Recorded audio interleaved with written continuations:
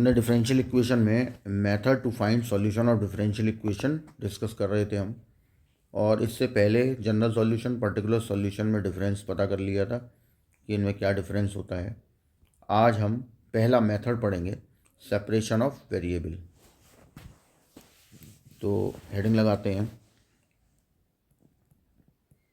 Differential equation with variable separation.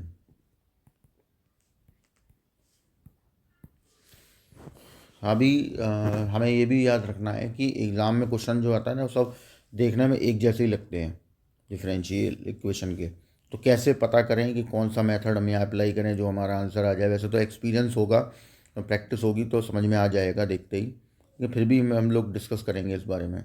अच्छा, जो integration हमने इंडेफिनिट इंटीग्रेशन जो में हमने करवाया था, और जिसके 20 वीडियोस आपके पास पहुंच चुके हैं, उसमें मैंने लास्ट वाली वीडियो में एक शीट अपडेट की है जिसमें पूरे इंटीग्रेशन के सारे लॉजिक्स जो भी इंटीग्रेशन में थे सब एक चार्ट में बना के रख दिए हैं। वो एक बार ज़रूर डाउनलोड कर लेना, वो बहुत फ़ायदा होगा आपको उससे। ठीक है, चलिए। Differential equation with variable separation में क्या होता क्या है। If we have a differential equation of type dy over dx equal to fx into gy,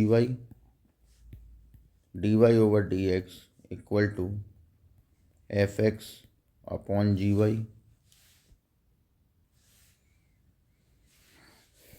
y dy upon x dx equal to fx upon gy, या fx dy plus gy dx equals to 0 and so on. इस तरीके की differential equation हमें मिल जाती हैं। तो then first we consider dy over dx in left hand side and remaining functions depends on x and y move in RHS या right hand side. Then separate the function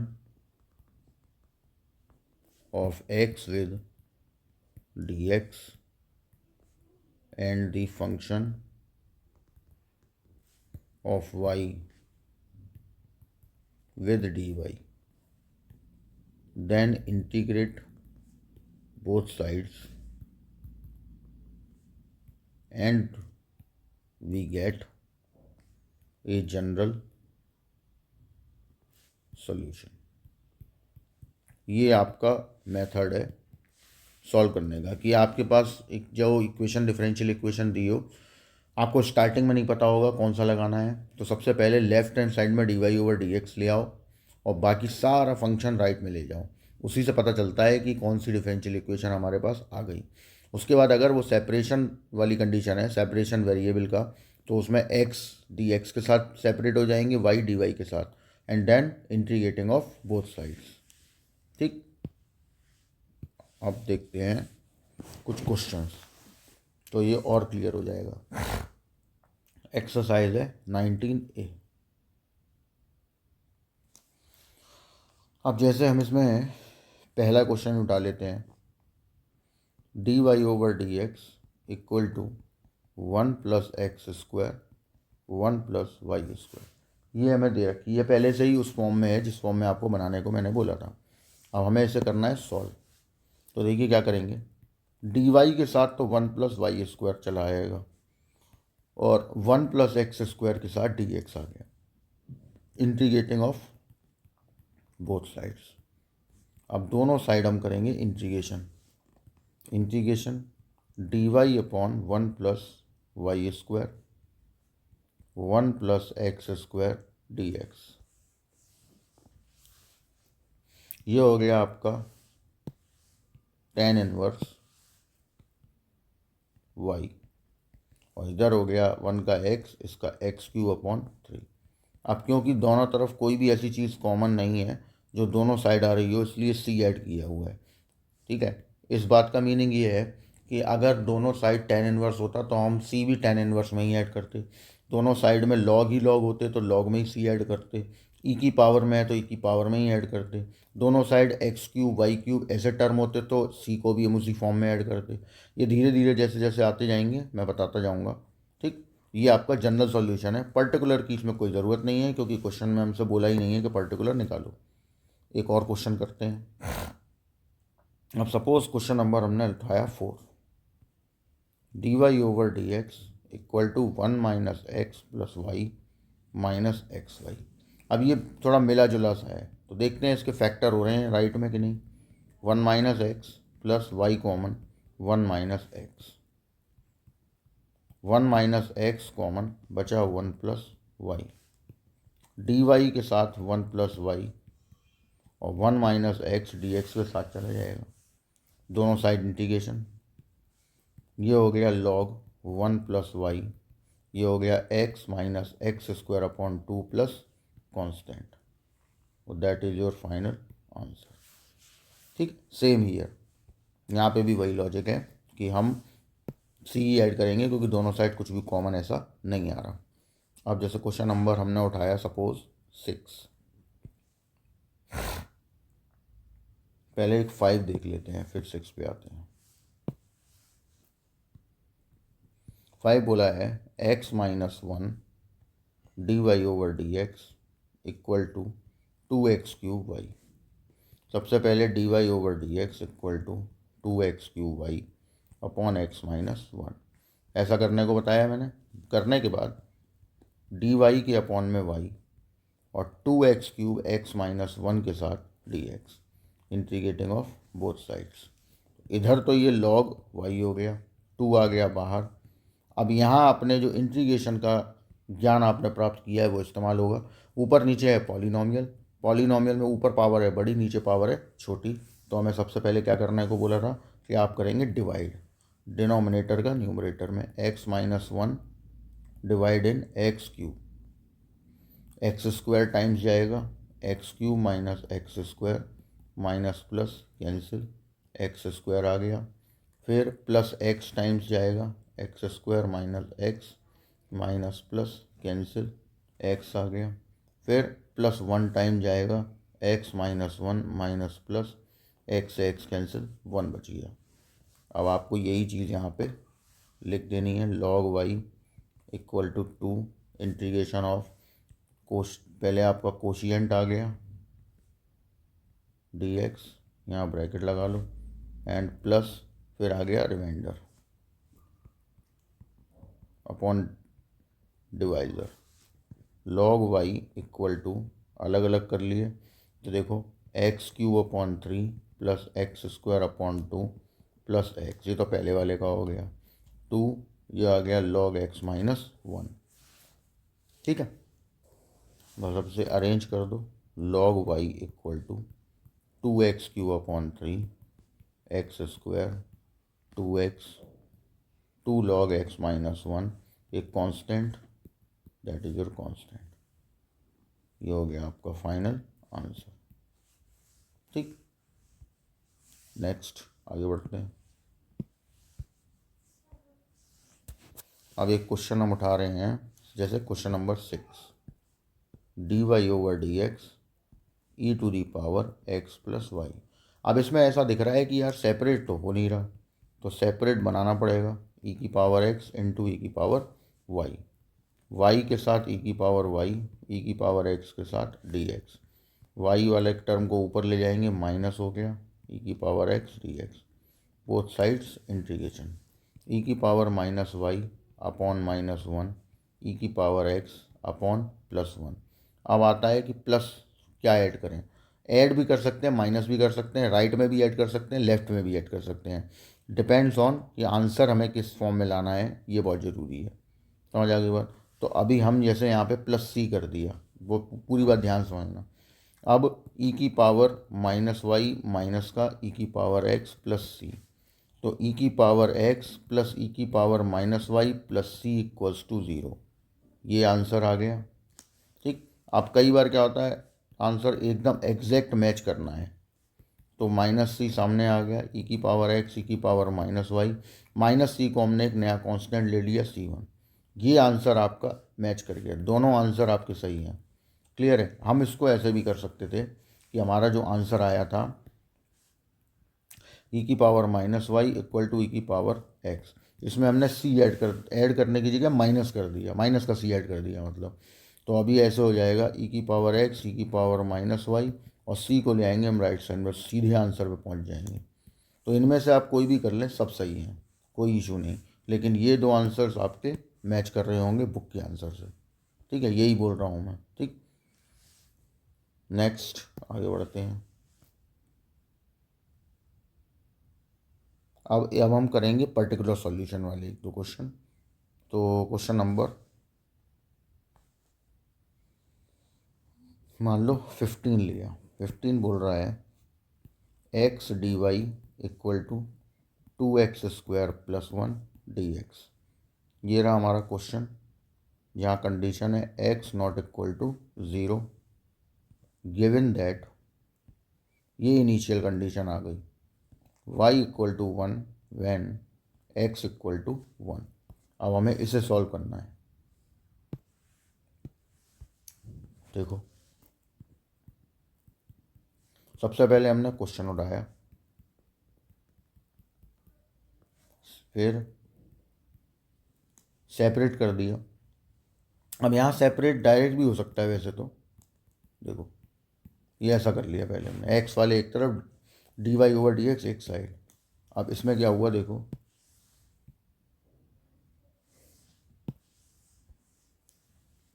D y upon d x equal to 2x² में एक x और एक 1 में x का divide कर दिया, d y over d x equal to 2x plus 1 upon x.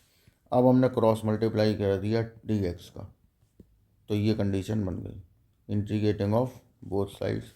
इधर ये y बन गया, इधर x² अपॉन 2 से 2 कैंसिल, log x, और लास्ट में एक कांस्टेंट। ये आपका जनरल सॉल्यूशन आ गया। इसे हम इक्वेशन 1 डाल देते हैं। अब वो कंडीशन लगेगी जो हमें दी गई है। अगर ये किसी क्वेश्चन में दी गई है और भले ही उसमें ये बोला ना गया हो कि पर्टिकुलर सॉल्यूशन निकालो, तब भी आपको पर्टिकुलर ही निकालना है, क्योंकि कंडीशन गिवन है। तो क्या थी condition, given that y equal to 1 when x equal to 1। ठीक, इसका मतलब है यूजिंग इन फर्स्ट, इसमें हम यूज़ करेंगे y की जगह 1, x की जगह भी 1, log 1 प्लस c, 1 से 1 कैंसिल, log 1 की वैल्यू 0, तो c की वैल्यू आ गई 0। तो then the particular solution is, आपको एग्ज़ाम में बताना भी पड़ेगा कि ये जनरल सॉल्यूशन है और जो आप अब लिखने जा रहे हो वो पर्टिकुलर है। क्या आया, y equal to x² plus log x, वो सी तो हो गया 0। तो that is your particular solution. इस तरीके से हमें पर्टिकुलर सॉल्यूशन निकालना है। अब 14 तक जो भी क्वेश्चन रह गए हैं इस एक्सरसाइज में, वो आपको करने हैं। ठीक है, एक क्वेश्चन 14 क्या 15 हो ही गया है, 16 तक पूरे ही कर लो। नेक्स्ट एक्सरसाइज सेपरेशन की ही है, तो अब हम उस एक्सरसाइज में से कुछ क्वेश्चन देखेंगे। क्वेश्चन वो सब में एक जैसे ही हैं, और प्रैक्टिस करनी है तो ध्यान रखना इस चीज़ का कि कैसे प्रैक्टिस करने को, जितनी ज़्यादा प्रैक्टिस हो जाएगी ना उतना आपका फ़ायदा होगा। तो हम नेक्स्ट एक्सरसाइज पे चल रहे हैं और उसको देखते हैं। एक्सरसाइज 19B, ये भी सेपरेशन की ही है। ठीक है, अब हम थोड़े से ऐसे क्वेश्चन उठाते हैं जो दिखने में हार्ड हो। ठीक है, और करते हैं उन क्वेश्चन को भी करके देखते हैं एक बार। जैसे एक क्वेश्चन हमने उठाया 11, x x square minus x square y square d y plus y y square plus x square y square d x. ठीक, ये आ गया क्वेश्चन। सबसे पहले हम क्या करेंगे, x x square common, one minus y square d y, यहाँ y y square common, one plus x square d x equals to zero. ये हो गया x cube one minus y square d y, इसको सामने ले गए, minus का y cube one plus x square d x. अब वही सेपरेशन करना है तो वाई के साथ देखो सारे वाई के टर्म हैं, केवल ये एक्स का आ गया फालतू, और इधर एक वाई डला हुआ है तो इसको हम नीचे लेके आएंगे, one minus y square upon y cube d y, और इधर जो एक्स का टर्म पड़ा हुआ है उसको राइट में ले जाएंगे, one plus x square upon x cube D x. जब हो जाए ऐसा तो हम करेंगे दोनों साइड इंटीग्रेशन, तो ये आ गया d y upon y cube minus y square में डिवाइड करेंगे तो अपॉन में वाई, यहाँ पे d x upon x cube minus d x upon x, integration कर देंगे तो वाई की power minus three plus one minus three plus one, ये बन जाएगा लॉग वाई, ये बन गया वाई एक्स की पावर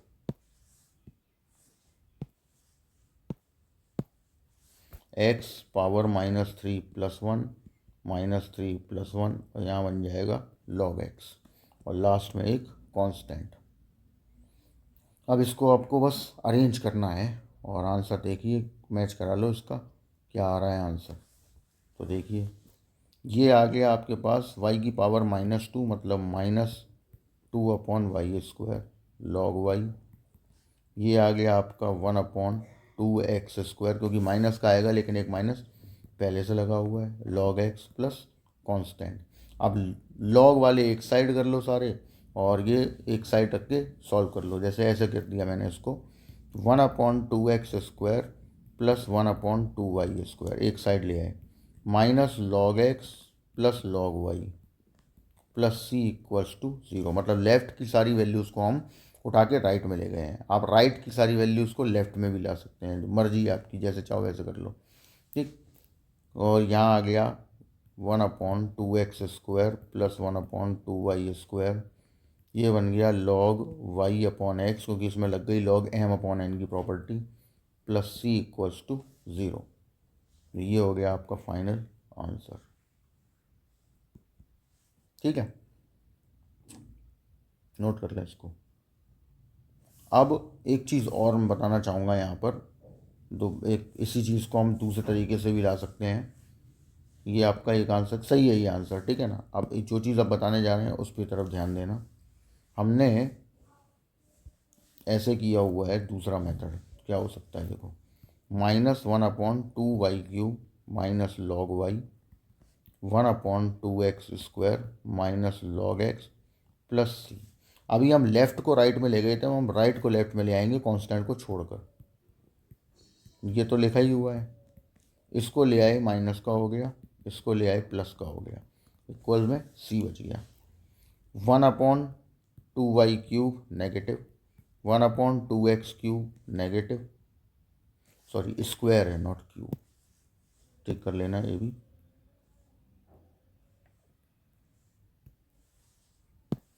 दैट इज स्क्वायर, यहाँ पे भी स्क्वायर ही है।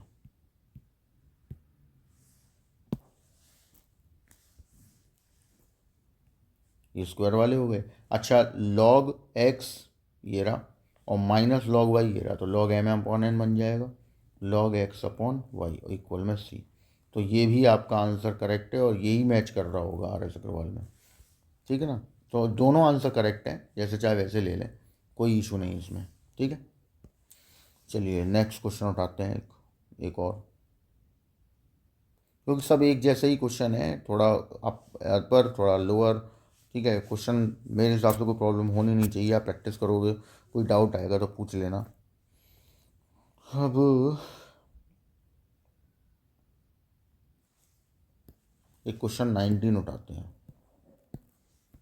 D y over d x equals to three की power two x plus 3e⁴x upon e⁴x plus e⁻−x।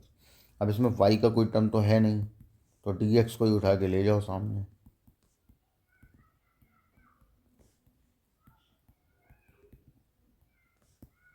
ये चला गया, इंटीग्रेटिंग बोथ साइड्स, दोनों साइड इंटीग्रेशन कर दिया।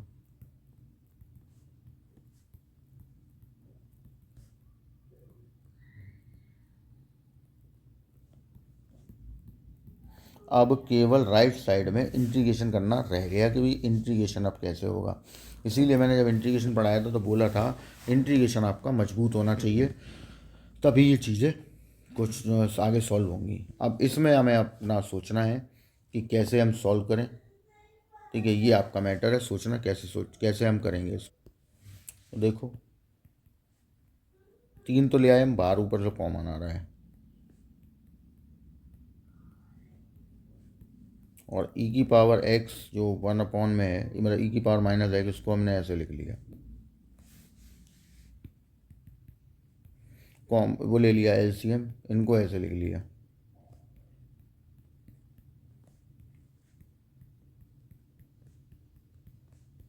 e⁻x ऊपर आ गया, लेट e⁻x को हमने टी लिया, dt हो गया, value substitute, t² t⁴ upon t² plus 1, और ये बन गया dt। अब ऊपर नीचे पावर पॉलिनॉमियल है और ऊपर पावर आपकी बड़ी है, नीचे छोटी है, तो हमें क्या करना पड़ेगा, डिवाइड। तो t² प्लस 1, या डायरेक्ट भी काम हो रहा है, डिवाइड तो करना ही है, तो इतना करने की ज़रूरत नहीं है, डायरेक्ट भी हमारा काम हो रहा है। t² common, t² plus 1 upon t² plus 1, cancel out, t² dt, यहाँ आ गया t³ और प्लस में एक आ गया कांस्टेंट, t की वैल्यू e⁻3x प्लस कांस्टेंट। ये चीज़ हम डायरेक्ट भी कर सकते थे, यहाँ पे सीधा e⁻2x कॉमन ले लेते और e⁻−x को 1 बना के एलसीएम ले लेते, तब भी सॉल्व हो जाता। ठीक है, तो कोई इशू नहीं है, वो देखने में ही केवल टफ था, उतना है नहीं, और मेरे ख्याल से टफ है ही नहीं वो। ठीक है, बस मेरे को समझ में आया कि हाँ लग सकता है, तो मैंने करा दिया। नेक्स्ट आगे बढ़ते हैं। अब हम एक क्वेश्चन उठा रहे हैं, क्वेश्चन नंबर 36। 36 है dy/dx plus sine x plus y equal to sine x minus y. अब इसमें क्या करें, क्योंकि इसमें तो मामला मिक्स वाला है, इसमें आप डायरेक्ट कुछ भी नहीं कर पाएंगे, मतलब हटा नहीं पाएंगे।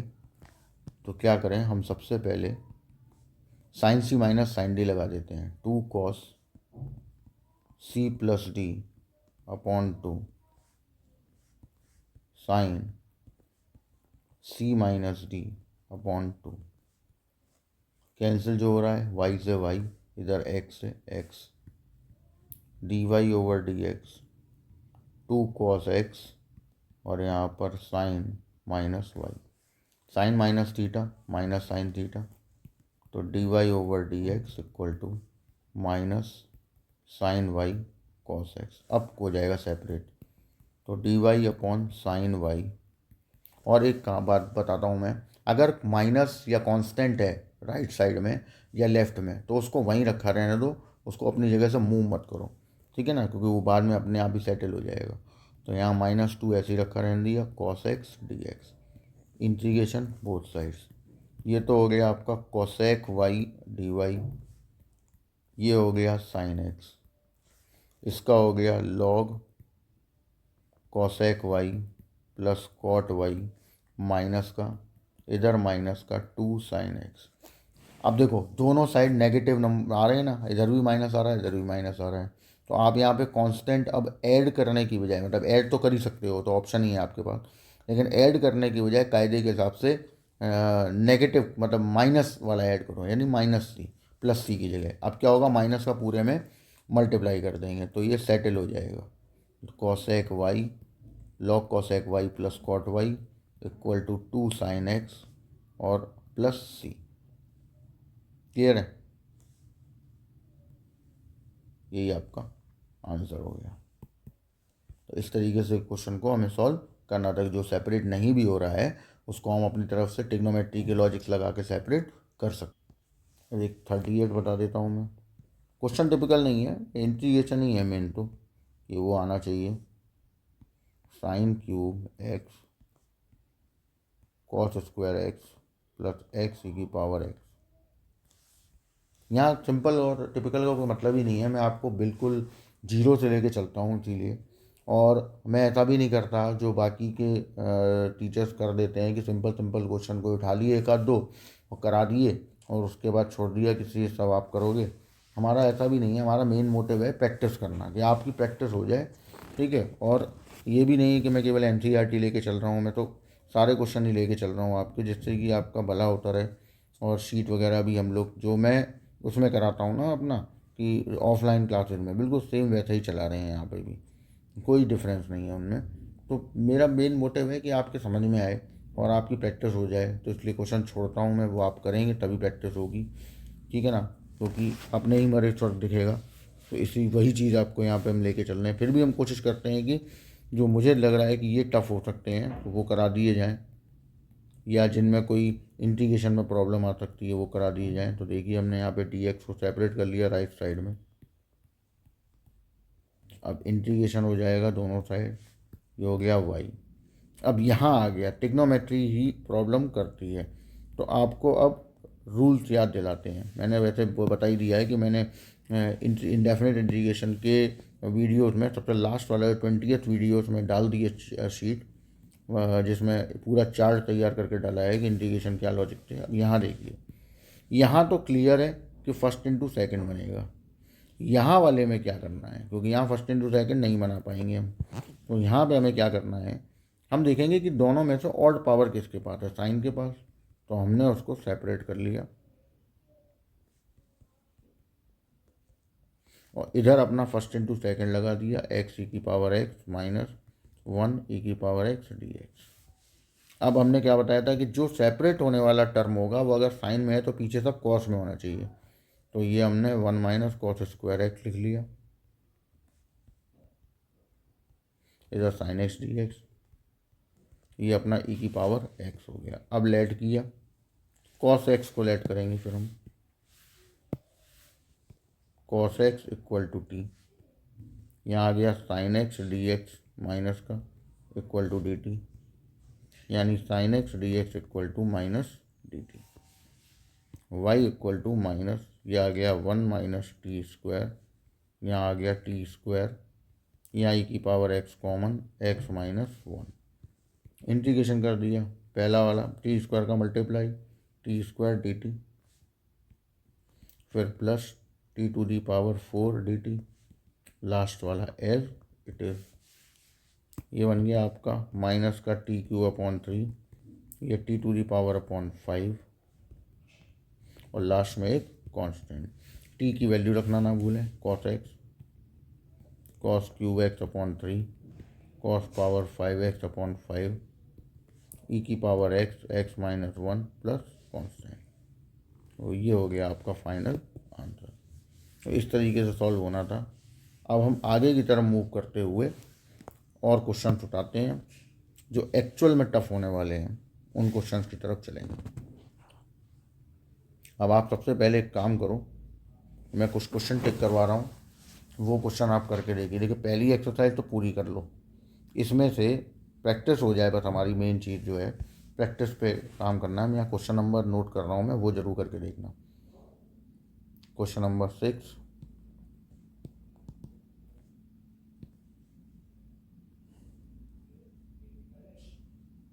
Question number 12,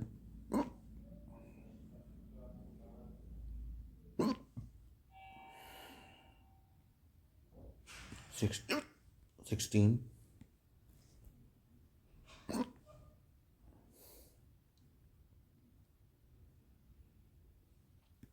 18, 22,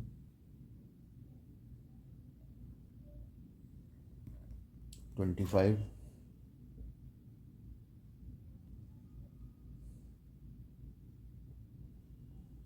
35,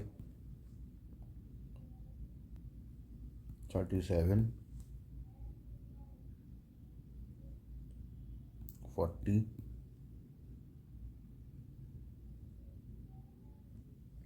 41, 44,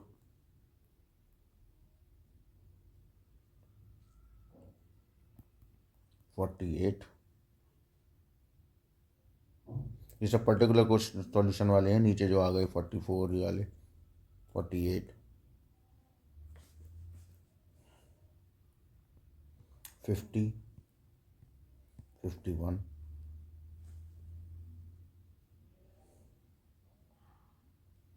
52। ये क्वेश्चन आप जरूर करें, ठीक है, बाकी की कोई करे मत करें, ठीक है ना। ये एक्सरसाइज के ये वाले क्वेश्चंस और एंड एक्सरसाइज 19A ये आपको पूरी करनी है इसमें से, ठीक है। कोई जो नहीं आएगा वो मुझसे पूछ लेना। ये इस वाली एक्सरसाइज में से ये क्वेश्चन जरूर करने हैं, जैसे प्रैक्टिस तो बनी रहे आपकी, कि प्रैक्टिस हो जाए बढ़िया तरीके से, समझ में आ जाए चीज़ें। अब हम आगे बढ़ते हैं इन्हीं में और क्वेश्चंस की तरफ, जैसे क्वेश्चन नंबर 53। 53 बोला find the equation of the curve passing through the point 0,π/4 whose differential equation is. तो इक्वेशन दी हुई है sine x cos y d x plus cos x sine y d y equals to 0, और sine x cos y d x equal to minus cos x sine y d y. अब वही Y वाले x वाले separate, तो यहाँ देखिए sine x d x upon cos x, बताइए था मैंने माइनस जहाँ है वहीं रखो, sine y d y upon cos y, both side integration. अब हम देख सकते हैं कि नीचे का डिफरेंशिएशन ऊपर मिल जाएगा, कॉस एक्स का माइनस साइन एक्स होता है और माइनस है नहीं, तो हमने एक माइनस बाहर लगाया एक माइनस अंदर लगाया और डिफरेंशिएशन बना लिया। इस वाले में कॉस का माइनस साइन पहले से ही है, तो इसको ऐसे ही छोड़ दिया, माइनस को अंदर ले जाके। ये हो गया लॉग कॉस एक्स, ये हो गया लॉग कॉस वाई। अब यही चीज़ मैं बता रहा था, ये लॉग में आ गए दोनों साइड, तो अब हम जो कांस्टेंट ऐड करेंगे वो भी लॉग में ऐड करेंगे, लॉग वाई, ठीक। आप माइनस भी कर सकते हैं, कोई इशू नहीं। इस वाले लॉग एक्स माइनस वाले को भी सामने ले जाओ, log cos y plus log y plus log cos x equal to, sorry log y क्यों, यहाँ पे लॉग सी नॉट वाई, क्योंकि ये तो कांस्टेंट है ना, log c equal to 0। Log की प्रॉपर्टी लग गई, सब मल्टीप्लाई में आ गए, c cos x cos y equal to 0, c cos x cos y, log को एंटी लॉग बना के सामने ले जाएंगे ई की पावर 0 जो कि हो जाएगा 1, cos x cos y equal to 1/3, जिसको हम नया कांस्टेंट ले सकते हैं। ये भी आंसर करेक्ट है, और आंसर ये भी हो सकता है। देखो हमने सी को यहीं छोड़ दिया और 1/, में कॉस एक्स कॉस वाई को ले गए, जो कि ऊपर जाके sec x into sec y बना देंगे, तो ये भी आंसर करेक्ट है। दोनों आंसर करेक्ट हैं आपके। अब आप चेक कर लीजिए क्वेश्चन नंबर, अच्छा हाँ, पर्टिकुलर सॉल्यूशन निकालना है अपने को, तो क्योंकि कंडीशन लगी हुई है तो इसको हम डाल देते हैं इक्वेशन नंबर 1। ये जनरल सॉल्यूशन आ गया है तुम्हारा, हमें चाहिए पर्टिकुलर, तो पर्टिकुलर निकालेंगे। कंडीशन लगी हुई है कि जो कर्व आया है, यानी ये वाला कर्व, ये वाला या ये वाला, कोई भी एक कर्व ले लो, दोनों का मतलब एक ही है, ये 0,π/4 से पास हो रहा है, तो which is passes through 0,π/4, that is x equal to 0 y equal to π/4। ये हम यूज़ करेंगे फर्स्ट में। यहाँ आ गया सेक 0 सेक π/4 इक्वल टू सी, सेक 0 1 सेक π/4 √2, तो सी की वैल्यू आ गई √2, तो आप यहाँ लिखेंगे then the particular solution is sec x into sec y equal to √2. That is your answer. Question number 53। अब आप इसका आंसर चेक कर लीजिए क्या आ रहा है।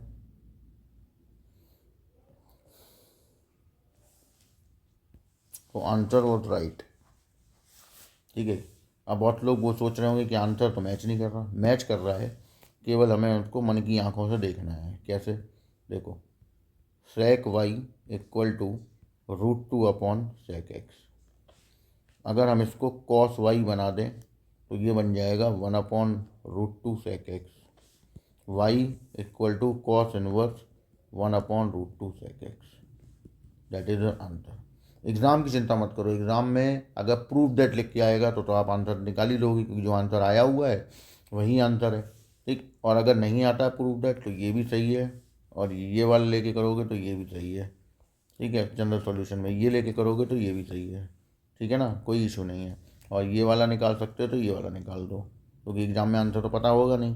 प्रूफ दैट होगा तो उस हिसाब से मैनिपुलेट हो जाएगा। नहीं होगा तो आप इनमें से कोई भी यूज़ कर सकते हैं।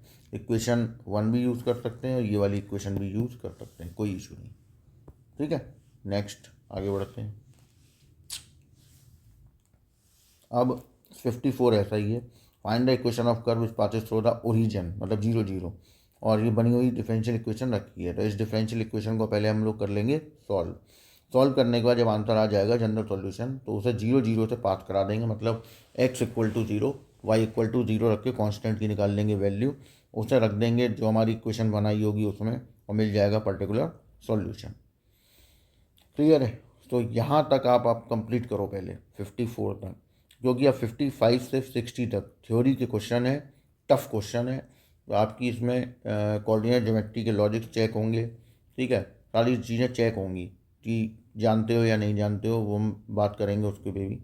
लेकिन पहले आप यहाँ तक कंप्लीट करो होमवर्क, जिससे कि ये प्रैक्टिस में आ जाए।